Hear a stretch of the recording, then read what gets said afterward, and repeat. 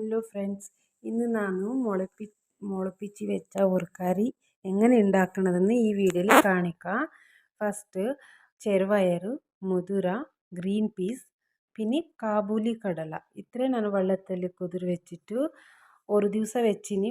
നല്ലോണം മുളിച്ചിട്ട് വന്നിനി. അതിൽ കാബൂലി കടല മുളിപ്പിച്ചിട്ട് വരുന്നില്ല. അത് നല്ല ടേസ്റ്റ് ഉണ്ടാവും. ഇതിൻ്റെ കൂടെ ഇട്ടിനി. ഇപ്പോൾ എന്തെല്ലാം വേണമെന്ന് നോക്കാം. ഒരു തക്കാളി, ഒരു ഉള്ളി, വെളുത്തുള്ളി, 2-3 കഷ്ണം ഇഞ്ചി, പിന്നെ ഒരു പകുതി തേങ്ങ, മാന്തിയ തേങ്ങ ഒരു പകുതി, പിന്നെ പട്ട ഒരു ചെറിയ കഷ്ണം, 1/2 ടേബിൾ സ്പൂണ് വലിയ ജീരക, മുളക് പൊടി 1 ടേബിൾ സ്പൂണ്, മല്ലിപ്പൊടി 1 ടേബിൾ സ്പൂണും, മഞ്ഞൾപ്പൊടി 1/2 ടേബിൾ സ്പൂണും, കുറച്ച് പുളി.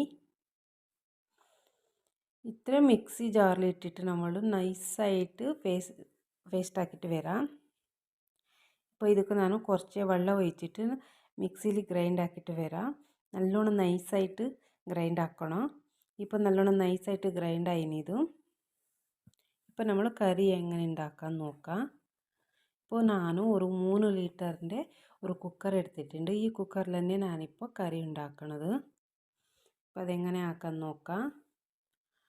ഫസ്റ്റ് വെളിച്ചെണ്ണ 2 ടേബിൾ സ്പൂണ് വെളിച്ചെണ്ണ കുക്കർക്ക് ഒഴിച്ചിനി. അത് നല്ലോണം ചൂടായിട്ട് വന്ന പിന്നെ കടുക് ഇടണം.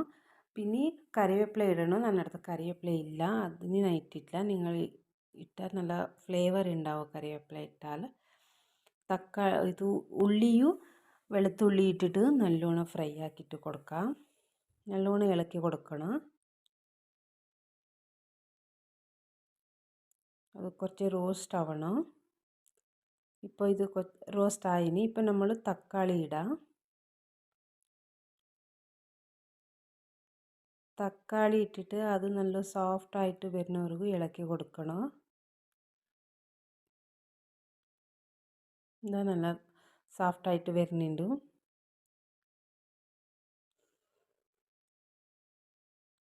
ഇതിപ്പോൾ നല്ലോണം സോഫ്റ്റ് ആയിനി. ഇപ്പോൾ നമ്മൾ മുളപ്പിച്ച് വെച്ച മുതിര, ചെറുപയർ, ഗ്രീൻ പീസ്, കാബൂലി കടല ഇതെല്ലാം മൊത്തം ഇതിക്ക് ഇടാം.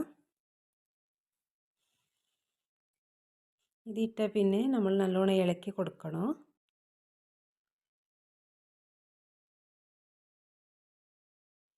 നല്ലോണം ഇളക്കി കൊടുത്തിട്ട് ഒരു 3-4 മിനിറ്റ് ഇതേപോലെ നല്ലോണം ഇളക്കി കൊടുക്കണം. അതിൻ്റെ ഒരു പച്ച മണം ഉണ്ടാവും. അത് പച്ച മണം പോകുന്ന